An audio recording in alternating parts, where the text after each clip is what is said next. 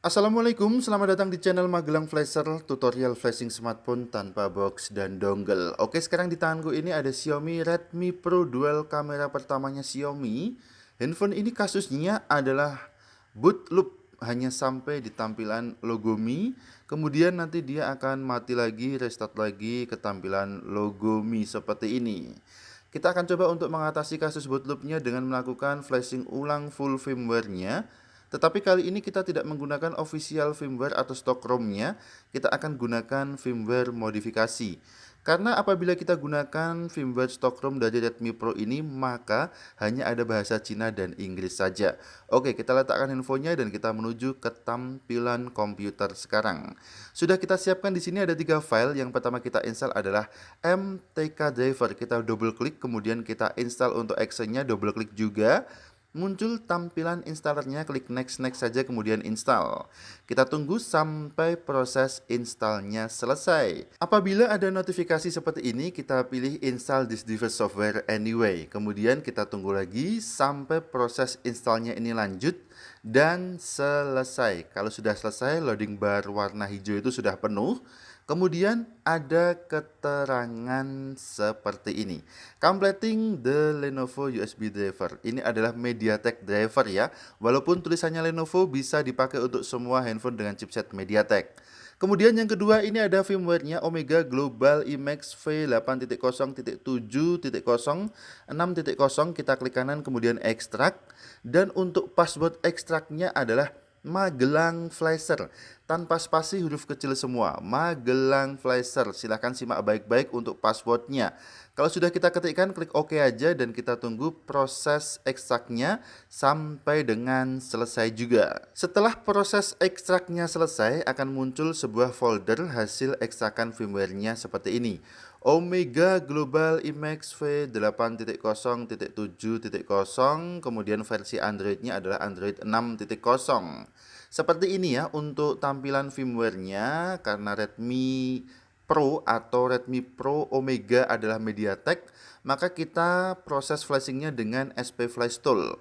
Bisa kita ekstrak untuk SP Flash Tool-nya, tinggal kita klik kanan kemudian ekstrak di sini aja sampai muncul sebuah folder hasil ekstrakan SP Flash Tool-nya. Langsung aja kita buka dan kita jalankan file flashtool.exe sampai muncul tampilan seperti ini. Langkah selanjutnya adalah kita inputkan firmware Omega tadi yang sudah kita ekstrak. Kita buka dulu untuk firmware-nya. Nanti akan kita inputkan file mt6797 android scatter.txt ini, akan kita masukkan ke kolom scatter loading file pada SP Flash Tool-nya. Langsung aja bisa kita klik tombol scatter loading, kemudian kita arahkan di mana tadi kita mengekstrak firmware Omega-nya. Ini dia sudah ketemu foldernya. Kita buka foldernya, kemudian kita pilih file dengan nama mt6797 android scatter. Kita pilih aja, kalau sudah kita klik open juga sampai muncul tampilan seperti ini. Kemudian yang perlu kita hilangkan centangnya di sini adalah pada bagian preloader. Ini wajib kita hilangkan centangnya apabila kita melakukan flashing normal. Untuk jaga-jaga agar handphonenya tidak mati total, maka bisa kita hilangkan centang pada kolom preloader ini. Kemudian kalau sudah ready, sudah siap semuanya, sekarang kita bisa kembali dulu ke handphonenya untuk kita siapkan ke mode flashnya. Sebelum kita flashing, siapkan dulu kabel data yang bagus. Kita langsung colokkan aja kabel data ke komputer. Untuk Redmi Pro Omega ini, bisa kita matikan dulu. Untuk mematikan dalam posisi boot loop, kita bisa menekan dan menahan tombol volume bawah dan tombol power. Kemudian seketika hilang tampilan gambarnya, langsung kita lepas dengan cepat sebelum handphone ini restart kembali. Oke, masih kita tahan ya. Kita tekan dan tahan tombol volume bawah dan tombol powernya. Kalau sudah hitam, tidak ada gambar, dengan cepat kita lepas kedua tombol. Jangan sampai handphone restart lagi. Kalau susah, silahkan buka casing belakang, kemudian lepaskan soket baterainya dan pasang lagi soket baterainya. Oke, sekarang kita akan menghubungkan handphone ini ke komputer menggunakan kabel data. Kita bisa bergabung dulu dengan tampilan komputer kembali. Sebelum kita hubungkan handphone ini ke komputer dengan kabel data, kita bisa klik dulu menu download pada SP Flash Tool-nya. Yang logonya adalah panah hijau ke bawah ini. Kita klik aja sampai menjadi abu-abu untuk kolom di flash tool-nya. Kemudian kita hubungkan handphone dengan kabel data ke komputer tanpa menekan tombol apapun. Jadi tidak ada tombol yang kita tekan. Baik itu volume atau power tidak perlu kita tekan, langsung kita colokkan kabel data ke handphonenya. Kita tunggu sampai terbaca. Oke, sudah ada loading warna merah. Tetapi di sini ada tampilan error ya. PMT change the ROM, it must be downloaded. Jadi ada tampilan error muncul dari SP Flash Tool-nya. PMT change for the ROM, it must be downloaded. Bagaimana cara mengatasinya? Jangan khawatir, selalu ada solusi di channel Magelang Flasher. Kita bisa lepaskan dulu kabel data dari handphonenya, kemudian kita klik OK pada notifikasi PMT change-nya. Kemudian kita bisa masuk ke menu format pada SP Flash Tool-nya. Di sini sesuai dengan centang yang tersedia default-nya, kemudian kita klik Start. Kemudian kita bisa colokkan lagi kabel data ke handphonenya dan kita tunggu sampai terbaca. Kita tunggu sebentar, ada loading warna merah, kemudian kita tunggu sampai proses formatnya selesai. Apabila muncul tampilan error PMT change, kita harus format dulu handphone ini ya. Tetap menggunakan SP Flash Tool juga dengan memilih menu format. Setelah selesai proses formatnya, akan muncul notifikasi format OK, centang besar seperti ini. Kita bisa lepaskan lagi kabel data dari handphonenya, kemudian kita close notifikasi format OK-nya, masuk ke tab download atau ke menu download lagi. Karena handphone ini sudah terformat, berarti semuanya sudah kosong, termasuk file preloader juga hilang dari handphone ini. Kita bisa berikan centang kembali pada kolom preloadernya. Kita berikan centang sampai muncul tampilan tanda centang di kolom preloadernya seperti ini. Berarti semuanya kita centang ya setelah kita format. Kemudian kita bisa klik menu download lagi, kita coba ulangi untuk flashingnya. Colokkan kabel data ke handphone tanpa menekan tombol apapun, kita tunggu sampai terbaca. Ada loading bar warna merah sudah terbaca. Kemudian apakah masih muncul error? Ternyata tidak ya. Tadi muncul error PMT change, sekarang sudah tidak muncul lagi. Yang muncul adalah download flash dan ini adalah proses flashingnya sudah mulai berjalan dengan tampilan loading bar warna kuning. Tinggal kita tunggu aja proses flashingnya sampai dengan selesai. Untuk durasi flashing ini kira-kira memakan waktu sekitar 3 sampai dengan 5 menit. Jadi bisa kita letakkan dulu handphonenya, kita tunggu sampai proses flashingnya selesai. Yang perlu diperhatikan adalah ketika kita melakukan flashing ulang full firmware seperti ini, maka seluruh data yang ada di internal memori handphone ini akan hilang tanpa terkecuali. Kalau sudah selesai proses flashingnya, akan muncul keterangan komplit juga. Jadi tadi ada format OK, kemudian sekarang flashing sudah selesai, keterangannya adalah download OK.